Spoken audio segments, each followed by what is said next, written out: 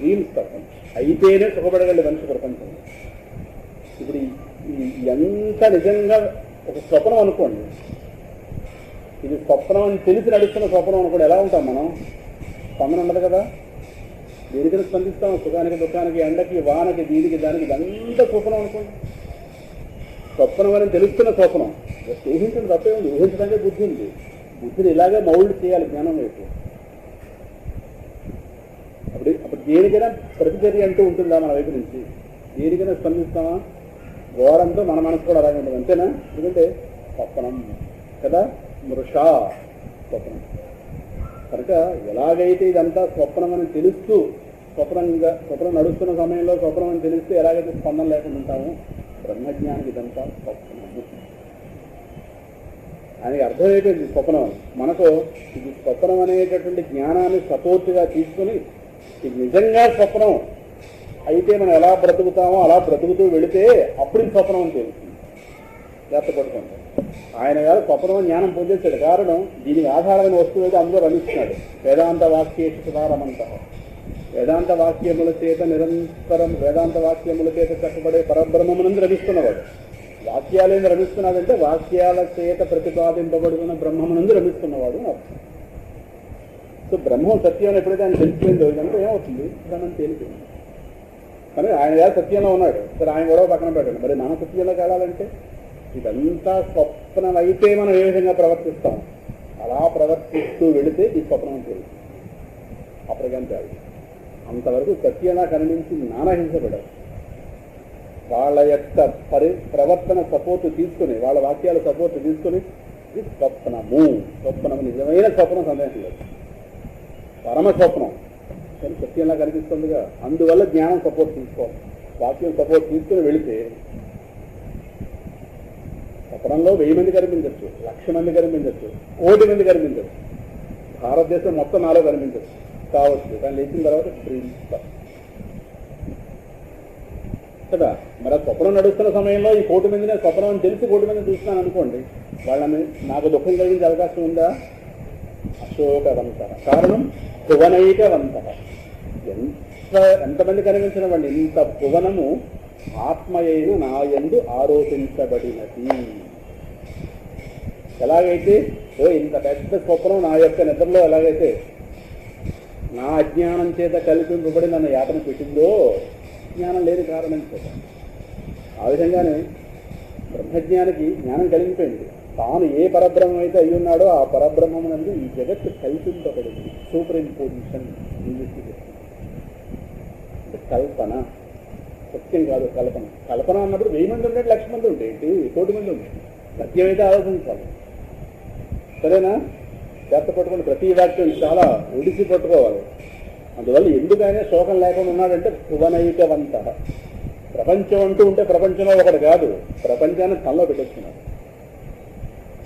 లేదు, ప్రపంచం తనలో, ఈ ప్రపంచం ఏ వస్తువులో అయితే వెళ్ళిందో ఆ వస్తువు యొక్క హైట్స్లోకి వెళ్ళిపోతుంది. ఆ వస్తువు యొక్క హైట్స్లోకి వెళ్ళిపోతే ప్రపంచం ఏం చేస్తుందండి? తామర పువ్వు తీగలు ఉంటాయి. తామర పువ్వు తీగలతో ఏనుగును బంధించగలమా? గొలుసుతో బంధించగలం. తామర తోడుతోని బ్రహ్మజ్ఞాని కూడా ప్రపంచం బంధించగలరు. ఏం చేస్తుంది? ఒక తాడు ఉందనుకోండి, తాడుని చాలి శ్రవణ మహర్షి అది ఉదాహరణ చెప్పేవారు. కొబ్బరి దానికి తయారు చేసే తాడు పూర్వం నూతిలో నీళ్ళు దొరకడానికి ఉపయోగించాం. అది దాన్ని కాల్చేసాం అనుకోండి, కాల్చేసినా బూడిదైపోదు, కానీ బూడిదైతే అలా కనిపిస్తుంది. ఆ కాలిపోయిన తర్వాత ఆ తాడుతో దేనైనా కట్టగలమా? వెళ్ళి ముట్టుకుంటే తీసులుగా పడుతుంది, కానీ కనిపిస్తుంది దూరంగా. తాడు మాట కనిపిస్తుంది, వెళ్ళి ఇలాగ దాని మీద ఏ పంచే వేసాం అనుకోండి, మొత్తం వెళ్ళి కనిపిస్తుంది. అలాగే ఈ ప్రపంచం నిర్వీర్యం, బ్రహ్మజ్ఞానం ఏమీ తెలియదు. తనకన్నా వేరుగా ఉందా? వికారాలు పొంది తీరుతాడు. ఏదో వికారం పొందుతాడు. అది ధర్మబద్ధమైన కోరిక అవనమండి. అసలు కోరికే భారం. యథార్థం కోరికే భారం, ధర్మ యథార్థం. కోరికే మనిషి భారం ఏదో కాదు, ఏదో అంటాం కదా, ఇది దిక్కుమాటలేదని. పరమసత్యం కోరికే భారం. ఇదే మాట ప్రహ్లాదుడు అంటారు. కోరికలు లేనివాళ్ళు నీతో సమానం అయిపోతారు కదా. నృసింహస్వామితో అన్నమాట. కోరిక లేనివాడు నీతో సమానం అయిపోతాడు. కోరిక ఉందా? అధోగతికి పోతాం. అది ఏ కోరిక మనం ధర్మమా అధర్మమా? ఏదో అధర్మబద్ధమైన కోరికని ఆపడానికి ధర్మబద్ధమైన కోరిక తీసుకొచ్చారు కానీ అసలు కోరికే పెద్ద సమస్య. దరిద్రం అసలు. కోరిక అంటే వెలుగు లోపల వెలుగుతుందని అర్థం. వెలుగు అంటే పూర్ణత్వం లేదని అర్థం. పూర్ణత్వం లేకపోతే ఏదో వస్తున్నది లోపల. మాకు ఎక్కువ తినేస్తే ఏదో తేనె పోస్తున్నట్టుగా హృదయంలో వెలుగంటూ ఉందనుకో, జ్ఞానం లేకపోతే ఉండేది వెలితే ఇంకా ఏదో కోరిక ఎండ తగ్గిపోతే బాగుంది. ఇప్పుడు ఏమిటి శాంతి పొందుతాం? వర్షం పడింది, శాంతి పొందుతామా? మొహాలు అలాగే ఉన్నాయి. మనం చూస్తే వర్షం పడిపోవాలి అది బాగానే ఉంది కదా, బాగానే ఉందిగా. ఇప్పుడు ఎవరు వల్ల ఆదవరికి బ్రహ్మజ్ఞానం సాధన చేసేస్తున్నామా? ఇప్పుడు కనీసం శంకరాచార్య దేవలో స్తోత్రం చెప్పుకుంటున్నాం. అంటే ఏదో కంప్లైంట్ ప్రపంచం మీద. మనకన్నా ప్రపంచం వేరుగా తెలుస్తుంది, ఏదో కంప్లైంట్ చేస్తూనే ఉంటాం కదా. ఈ దిక్కుమాల ప్రపంచాన్ని మనలో తోసేయాలి లోపలికి, అప్పుడు వదులుతుంది పోవాలి. అంతవరకు ఏదో తోక పెడుతుంటాం ప్రపంచం ఒక్క తోక లాంటిది. ఇప్పుడు ఒకలా ఉంది, అలాగే తిరుగుతూ ఉంటుంది. ఎట్టకందా అలా కుదురుగా కూర్చొని పెడతాం. అక్కడక్కడ తుల్లో పెద్ద వర్షం దొరికింది. ఇక్కడ వాళ్ళు జ్ఞానం పొంది జరిగి తుల్లో వాళ్ళందరూ ఉన్నాం. వెళ్ళి చూడండి ఒకసారి. వాళ్ళు అక్కడికి పోను, ఇక్కడికి అక్కడికి పోను. మాకు లేదుగా, మాకు 2 జిల్లులు పడి వెళ్ళిపోయారు. ఏదో సొద అలా రోజు మొత్తం వెళ్ళిపోవడం, ఏదో గోల ఫోన్లు ఉన్నాయి. అది దాన్ని పప్పు తినేస్తున్నారు. అలా వర్షం పెడితే పోవాలా, పడిపోతే పోవాలి. మీకు ఎలా ఎండ ఎలా ఉంది, మీకు ఎలా ఎండ. మామిడి పళ్ళు మీకు ఎలా ఉన్నా, మీకు ఎలా ఉంది. నువ్వు ఎప్పుడు చేస్తావు. ఇది మాత్రం అడగలరు. ఇప్పుడు రోజు కనీసం ఓ ఫోన్ చేసుకున్నావు, నువ్వు ఎప్పుడు పోతావు, ఇది ఎవరు అడగలేదు. ఇది మాత్రం అడుగుతున్నాను. తెలియగానే మాట్లాడకుండా ఎన్ని రోజులు పోదాం అనుకుంటున్నావు? 20 రోజుల 30 రోజుల ఏమిరా నువ్వు పోతే ఫోన్ వాళ్ళు ఉండదు. వాడు వేరే వచ్చింది అశోకవంత భువనైకవంత. వాడికి ఏదో కొంత జ్ఞానం వచ్చింది, ఇది మంచిగా వినదు కదా. భువనైకవంత జగత్తు మొత్తానికి సమపడే కాబట్టి అశోకవంత. కనుక తనకన్నా వేరుగా 2 వస్తువులు లేనప్పుడు ఆయనకి నపూంసకుడు ఏంటి, స్త్రీ ఏంటి, పురుషుడు ఏంటి? అందువల్ల కౌపీనం కట్టుకున్నాడంటే దేహాత్మభావం లేనివాడు, ఆత్మస్థితిలో ఉన్నవాడు. ఆయన కౌపీనం ఏంటి, ఆయనకి వస్త్రం ఏంటి?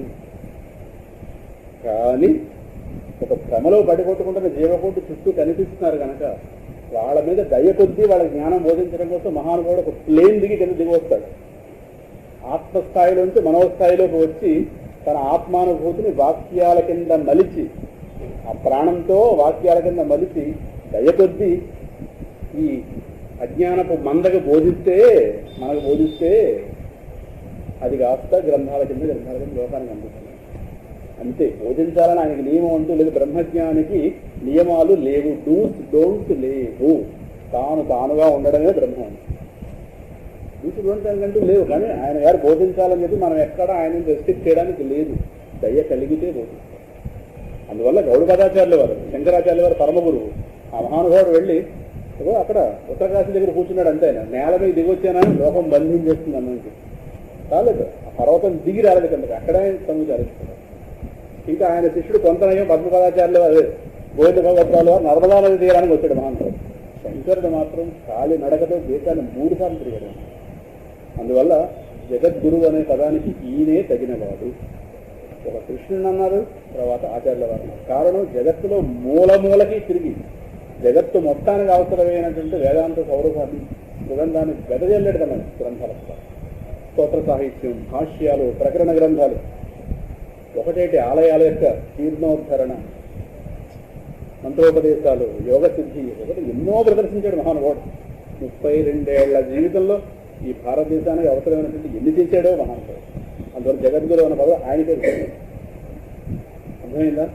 అందువల్ల జగత్తు మొత్తానికి గురుత్వం చేసినాడు. అంటే అన్ని దేశాలు వెళ్ళొచ్చాడని కాదు, మిగతా దేశాలకు వెళ్ళడం పెద్ద లెక్కేం కాదు. వేదాంత జ్ఞానం వెళ్ళాలంటే భారతదేశం నుంచే వెళ్ళాలి. వెలుగు రావాలంటే సూర్యుడి నుంచి ఎలా రావాలో నిజమైన జ్ఞాన సూర్యుడు భారతదేశంలోనే ఉన్నాడు. ఇక్కడి నుంచే వెళ్ళాలి. ఏ కిరణాలైనా వెళ్ళి అక్కడ వాళ్ళకి ప్రచోదనం కలిగించాలి. అందువల్ల భారతదేశం మొత్తాన్ని ఆధ్యాత్మికమయం చేసిన వాడు ఆదిశంకరుడు. అందువల్ల అశోకవంత భువనైకవంత కౌపీనవంత ఖలు భాగ్యవంత. అంటే సర్వము తనలో కలిగి ఉన్నవాడు ఎవడో వాడు భాగ్యవంతుడు. ప్రపంచంలో గుర్తుపెట్టుకోండి. తనకన్నా వేరుగా ఉన్నవాడు భాగ్యవంతుడు కాదు. ఉన్నవి పోవడానికే ఉన్నాయి. ఉన్నవి ఇవాళ కాదు రేపైనా పోతాయి, లేదా వాటిని కలిగి ఉన్న నేనైనా పోతాను. ఏది ప్రపంచంలో శాశ్వతం కాదు. అర్థమైందా? అందువల్ల పసుపు తాడు కట్టించిన భర్త చేతే నల్ల పూసలు కూడా వేయిస్తారు. పెళ్లిలో వేయించరా? ఏంటి వేయించారు? నలుపు అమంగళమేమో. ఎవరు చెప్పాడు అమంగళమే అది? ఒకే పెళ్ళిలో రెండు చేయించారు. ఎందుకు చేయించారు? అక్కడ ఉంది వైరాగ్యం. పసుపు తాడు మంగళం, ఇదో నలుపు అమంగళం కదా. అమంగళమే, ఎందుకు చేయించారు? ఎప్పటికైనా విడిపోవలసిందే అన్న వైరాగ్యం అక్కడే పోతుంది. నలుపు అమంగళమే, సందేహం లేదు. ఇది పెద్దవాళ్ళు ఋషులు తెలియకుండా పెట్టలేదు ఆ కార్యక్రమాన్ని. అక్కడేమి తెలిసే పెట్టారు. ఒక కాలంలో కలుస్తున్న బంధం కనుక కాలంలో వేరైపోతుంది. ఎవరైనా ముందు వెళ్ళిపోవచ్చు. ఎవరు వెళ్ళిపోయినా సరే అయిపోయినట్టుగా అయిపోయింది అక్కడితో సరే. అందువల్ల ఈ వైరాగ్యం బోధించడానికి పెళ్లిలో పెట్టారు. పెళ్ళంటే కేవలం భోగం ఒకటే కాదు, తర్వాత వైరాగ్యం కూడా ఉంది. వీటన్నింటినీ కలబోసి ఒక కర్మకాండకం తయారు చేశారు. అందువల్ల అక్కడ నల్లపోసం ధరించలేయడం మనకి అర్థమైందా? మీకు ఎలా తెలిసిన అడగండి ఎన్నో. అందువల్ల కౌపీనవంత ఖలు భాగ్యవంత, వాడు భాగ్యవంతుడు. ఎవరైతే ఈ పదం చెప్పుకుని ముందుకు వెళదాం, భువనాన్ని తన యందు కలిగి ఉన్నాడో వాడు భాగ్యవంతుడు. భువనం తనకన్నా వేరుగా ఉన్నవాడు అభాగ్యవంతుడని మీకు అర్థమైపోయింది, వేరే చెప్పలేదు. అందువల్ల ఏవో భువనంలో 1, 4, 2, 3 కలిగి ఉన్నవాళ్ళు ఉన్నా ఒకనాడు విడిపోతాయి. మనకన్నా వేరుగా ఉన్నది మనం ఉద్ధరించలేదు, మనకన్నా వేరుగా ఉన్నది మనకి శాంతినివ్వలేదు కాదు కదా దుఃఖపడు. మనకన్నా వేరుగా ఉన్నది మన యొక్క ఎస్టిమేషన్కి అనుగుణంగా, మన యొక్క ఊహలకు అనుగుణంగా పనిచేయలేదు, మనకు పరిపూర్ణతనివ్వలేదు, మన వెలుతుని పోర్చలేదు. అది ఉంటే ఉండొచ్చు, హెల్ప్లెస్. దానితో ఎంతవరకు తీరాలో అంతవరకు తీరుతుంది అంతే. అంతకు మించి దాని నుంచి ఆశిస్తే ఆశార్థం కాదు. అందువల్ల నిజమైన వస్తువు ఏదో అది సర్వము తానైన వాడు, సర్వము తానైన వాడెవడు అని గజేంద్రుడు అన్నట్టుగా ఆ వస్తువు హృదయంలో అంతర్యామిగా లోపల ఉంది. దాని యొక్క అనుభూతిలో తిరుగుతున్నవాడు యతి ఆయన గారి ప్రపంచం మొత్తం తనలో ఉందిగా. అప్పుడు ప్రపంచం దుఃఖ పెట్టలేదు. ఆకాశాన్ని ఎలాగైతే మనం ఎన్ని రకాలు చేసినా దాన్ని ఎలాగైతే ఏమీ చేయలేమో యతీశ్వరుణ్ణి ఈ ప్రపంచం ఏమీ చేయలేదు. అశోకవంత భువనైకవంత, అర్థమైంది కదా. అందువల్ల బుద్ధి ఎప్పుడు భగవన్మయం అయి ఉంటుంది. భగవంతు వాక్యాలతో దేహ పోషణార్థం భిక్షాన్నం, భిక్షకు వెళ్ళడం వల్ల అహంకారం తగ్గుతుంది. అందుకే గౌతమ బుద్ధుడు తన్నింటికే భిక్షకు వెళ్ళాడు. కాబోయే మహాచక్రవర్తి సుధోధన మహారాజు గారు ఏకైక పుత్రుడు తన్నింటికే భిక్షకు వెళ్ళబోతున్నాడు. కాబోయే చక్రవర్తి వాడు ఓ బ్రహ్మజ్ఞానం కలిగిపోయింది ఒక స్థితిలో మహానుభావుడు. ఏంటిగా పోవచ్చుగా భిక్షకి తన్నింటికే వెళ్ళాడు. కారణం ఇదంతా ఒకనాడు నాది అనుకున్నవాడిని. చక్రవర్తి అయితే తండ్రిగా ఇదంతాను ఎవరికి నాన్న వేరే వాళ్ళకి ఎవరికి ఇచ్చేస్తాడు. ఏంటి అమాయకుడేం కాదు, నా కొడుక్కే ఇస్తాడు. మరి అటువంటి ఒకనాడు నాది అనుకున్న వాడిని మన ఇంటికి మనం వెళ్ళగలమా భిక్షకి? మనం సత్సంగానికి వెళ్తుంటేనే మన బంధువు రోడ్డు మీద కనిపిస్తున్నాం అవమానం. ఏమిటి ఇలా మెళ్ళ బ్యాగ్ వేసుకుని ఇలా ఓదే వాసుదేవాయ అని చీర కట్టుకు వెళ్తున్నాం అనుకోండి స్వామీజీ ఏదో అప్పట్లో సత్సంగ సభ్యులు కట్టే మొత్తం మీద వేయించారు. అది కట్టుకుంటేనే భక్తులు అయిపోయిందా అని వాడు అనుకుంటాడేమో అని దొంగవాళ్ళలా సత్సంగానికి వెళ్ళడం అదోగోళం అండి. అంటే మన భక్తులు అయ్యాం కూడా లోకానికి చెప్పడానికి భక్తుడు కూడా తెగింపుగా ఉండలేకపోతున్నాం కదా. అందువల్ల ప్రతీతి రహస్యం. అటువంటి వాడు నా ఇంటికి నేను వెళితే అహంకారం ఎలా ఉంటుంది? ఎంత నా సంపద ఒకనాడు. ఈరోజు నేను సాధు వెళితే నా తండ్రి కాస్త భిక్ష వేస్తుంటే ఎలా ఉంటుంది? తన లోపల బుద్ధి చెల్లిస్తుందా? అది గౌతమ బుద్ధుడు. బుద్ధుడు ఇక్కడే చెప్పలేదు. కలికాలంలో మహావిరాగాలు అంటే బుద్ధుడే. మహావైరాగ్యం అన్నింటికే తన వైరాగ్యం. భిక్షకు వెళ్ళేవాడు. అందులో భిక్షకు వెళ్ళి మన అహంకారం తగ్గుతుంది. ఎందుకంటే ఆధారపడ్డాక అవతల వాళ్ళ మీద వాడు ఏది పెడితే తిన్నాం. అందువల్ల అహంకారం అనేది. అహంకారం అంటే దేహాత్మ భావన.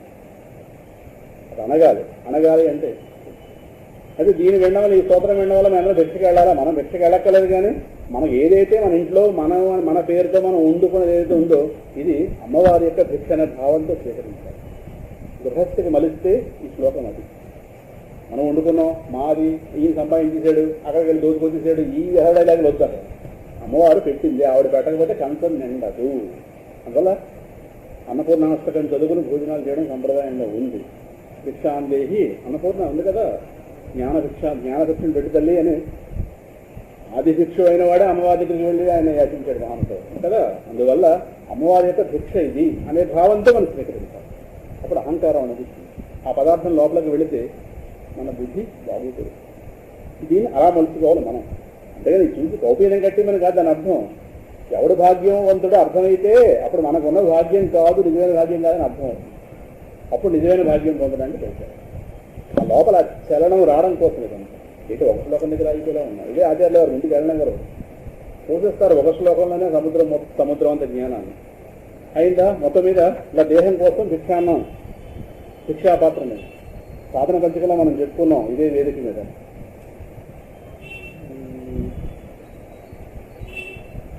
ఆకలి అనేటటువంటి వ్యాధికి అన్నం అనేటటువంటి ఔషధాన్ని తినాలి.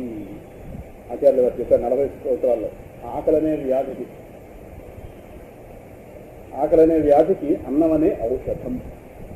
ఔషధం అన్న తర్వాత ఎంత అవసరం అంతే ఉత్తరాట్లేదు. మొత్తం మీద ఇదే ఆచార్యులు గారు చెప్పారు సాధన పంచకంలో కదా. ఆ విధంగా ఆయన గారు ఆకలి తీర్చుకుని ఇంకా ఆకలి ఏమైనా పడుకోవడం ఏమైనా మళ్ళీ వేదాంత వాక్యేషు వారమంత అశోకవంత ప్రపంచాన్ని మనసు ముట్టుకోవటం లేదు. ప్రపంచం వేరే ఉంటేగా, అందువల్ల ఏ శోకమూ లేదు. పలానది కావాలంటే శోకం, పలానది పోతే బాగుండు అనుకుంటే శోకం. అంటే ఏదో కోరిక లోపల ఉంది అర్థం. ఈయన గారి కోరికే లేదు. ప్రపంచం వేరుగా ఉంటే కదా కోరిక. గాఢనిద్రలో మన కోరికలు ఏమయ్యి మనం ఎందుకు హాయిగా ఉన్నాం? నిద్రలో కోరికలు లేవు కాబట్టి హాయిగా ఉన్నాం. మెలుగులో ఎందుకు అశాంతిగా ఉన్నాం? కోరికలు ఉన్నాయి కదా. అదే అలా ఏం లేవంటే కోరికలు అన్నా ఆ సన్నివేశం వస్తే అప్పుడు తెలుస్తుంది ఎన్నున్నాయి. భగవంతుడు మనకు అదృష్టం పెట్టాడు. ప్రతీది మనసులో ఉన్న ప్రతీది ప్రతిక్షణం మనకు కనిపించదు. ఆ సమయం వచ్చినప్పుడు అర్థమవుతుందా ఏంటి? అయ్యా బాబాయ్ నాలో ఈ కోరిక ఉందా అని అప్పుడు తెలుస్తుంది. ఆ సన్నివేశం వస్తుంది. నేను ఇలా జారిపోతున్నాను అనుకోండి, అమ్మా అన్నాను అనుకోండి, అంటే ఏంటి అర్థం? జారకుండా ఉండాలని కోరిక లోపల ఉందా? అయిపోయింది. రియాక్షన్ ఎందుకు వస్తుంది నాకు? ఇలా పడిపోతే గోడని పట్టుకున్నాను అనుకోండి, అంటే నేను ఇలా పడిపోకూడదని కోరిక లోపల ఉందా లేదా? లేకపోతే ఎందుకు పట్టుకుంటాను గోడని? ఇలా క్యాక్ ఎందుకు వస్తుంది లోపల నుంచి? ఇది కోరిక కాదా? ఎక్కడికి కోరిక అయితే బల్లిని చూస్తే భయం, పిల్లిని చూస్తే భయం, చీకటి చూస్తే భయం, క్యారెంట్ పోతే సరే. నది భయాలే. భయం అంటే అడుగుని కోరిక లేదా? కోరిక లేకపోతే అసలు ఎలా ఉందాం? కోరిక లేకపోతే భగవంతుడు ఎవడో కల్పించుకుంటాడు లోపల. అది మనం వేరే మనం ఆ కోరికలు లేవని మెసేజ్ పెట్టక్కలేదు. ఆయనకి ఏమీ లేదు. కోరిక లేనివాడిని వెంట కల్పిస్తుంటాడు. కోరికలు లేనివాడిని కలుపుకోవడం ఆయన కోరిక.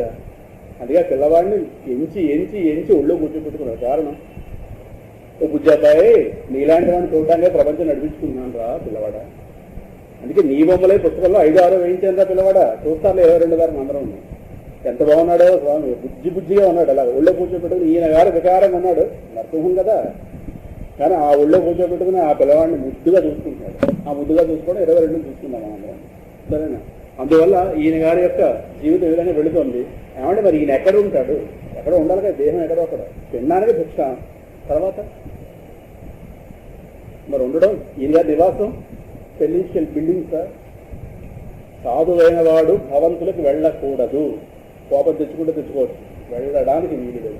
పరమాచార్య ఏనాడు కూడా రాష్ట్రపతి భవన్కి వెళ్ళి పడుకుంటానంటే రాష్ట్రపతిగా రమ్మన్నారు వెంకటరామన్. సాధువైన వాడు భవంతుల్లోకి వెళ్ళకూడదు, ఉండడానికి కూడా వెళ్ళకూడదు. గోశాలలో ఉండేవాడు మహాత్ముడు. ఏదైనా ఊరు వెళితే గోశాలను పడుకున్నాడు. ఇళ్ళకి వెళ్ళకూడదు. ఇళ్ళు పాపగృహాలు. సందేహం లేదంటే నిజమైన సాధువైతే అంతే, వెళ్ళకూడదు. ఇంకా ఎంతో ఇంకా గృహస్థాశ్రమంలో ఒక హద్దులకి చాలా స్థాయిలోకి వెళ్ళిపోయిన వాళ్ళు అడుగు పెడతారేమో కానీ మామూలు అడుగు పెట్టకూడదు. ఎవరింట్లో అయితే నిరంతరం వేదాంత ప్రవచనాలు. మధురపల్లి దత్తాత్రేయ శాస్త్రి గారు, వాళ్ళ నాన్నగారు మధురపల్లి మాణిక్య శాస్త్రి గారు, ఇంకా ఆయన నోరు విప్పితే వేదాంతమే. వాళ్ళ ఇంటికి అడుగు పెట్టారు పరమాచార్య విజయవాడ. వారింట్లో వంటి వెళితే వీళ్ళకి మళ్ళీ ప్రమాదం రాకూడదు. ఇంట్లో వెళ్ళగానే మనవాళ్ళ టీవీ చూస్తూ వాళ్ళింటికి వీళ్ళు వెళ్తారా? దరిద్రం. వాడు క్రమశిక్షణ లేక ఇల్లు వాకిలు ఎలా పెడతారా అంటే వాళ్ళింటికి కాదు వెళ్తే దరిద్రం. అది కూడదు. ఇంట్లో అమంగళాలు ఉంటాయి, వెళ్ళకూడదు. అందువల్ల ఈయన ఎక్కడ ఉంటారు? మూలం తరోహో కేవలమాశ్రయంతః పాణిద్వయం భోక్తుమామంత్రయంతః కంఠామివ శ్రీమపి పుత్తయంతః కౌపీనవంతః ఖలు భాగ్యవంతః. ఇది స్తోత్రం విన్న తర్వాత నేను ఎప్పుడు ఇలా అవుతానని ఆలోచన వచ్చిన ఆచార్యుల వారి అనుగ్రహం మనకు కలిగిన సత్య చేత 4 రోజుల పాటు అనుకుంటే ఇది పాపం ఉందని అర్థం. అంటే ఇంకా బుద్ధి ప్రిపరేషన్లో లేదు, ఇంకా ప్రపంచం మీద మోజుంది అని. మూలం తరోః కేవలమాశ్రయంతః పాణిద్వయం భోక్తుమామంత్రయంతః కంఠామివ శ్రీమపి పుత్సయంతః కౌపీనవంతః ఖలు భాగ్యవంతః. బహుశా ఈ స్తోత్రం రాసుకున్న ఆచార్య వారు అనుకున్నారేమో, ఏమిటో ఈ దేహానికి ఈ ప్రారంభాన్ని నేను కౌపీనం కట్టుకోలేదు. బహుశా ఆయన మహర్షులు వచ్చుకుంటారేమో, ఆ ముచ్చట నేర్చుకోవడానికి రమణ మహర్షి గారు వచ్చారేమో అనిపిస్తుంటుంది నాకు అప్పుడు. మహానుభావులు మహానుభావులు మహానుభావులు వాళ్ళని తలుచుకుంటే మన మహానుభావులు అయిపోతున్నాం, వాళ్ళ మహానుభావులు కాకుండా ఎలా ఉంటారు. ఈయన ఎక్కడ ఉంటాడు? ఈయన మూలం తరోహ కేవలం ఆశ్రయంతః. వాళ్ళ నివాసం ఎక్కడంటే సౌధాలు బిల్డింగ్ కాదు, ఈ కావు కాదు, వృక్ష మూలాలను మాత్రం ఆశ్రయించుంటారు. ఒక చెట్టు కింద ఉంటారు, లేదు ఆలయ గృహాల్లో. మధుగోవింద స్తోత్రంలో ఉంది వాళ్ళు ఎక్కడెక్కడ ఉంటారో సాధువులైనటువంటి వాళ్ళు. ఈ మధ్య అన్నీ మీకు స్నేహం ఏంటో తెలియదు, అన్నీ మర్చిపోతున్నాను. ఏమిటి ఎవరి ప్రభావం ఏంటో తెలియదు కానీ ఇలా అలా వచ్చి లోపల ఉంటుంది. ఏదో పోయేవని ఈ ప్రహ్లాద రోడ్డు పట్టేసి మొత్తం గ్రంథాలన్నీ వెళ్తుంది.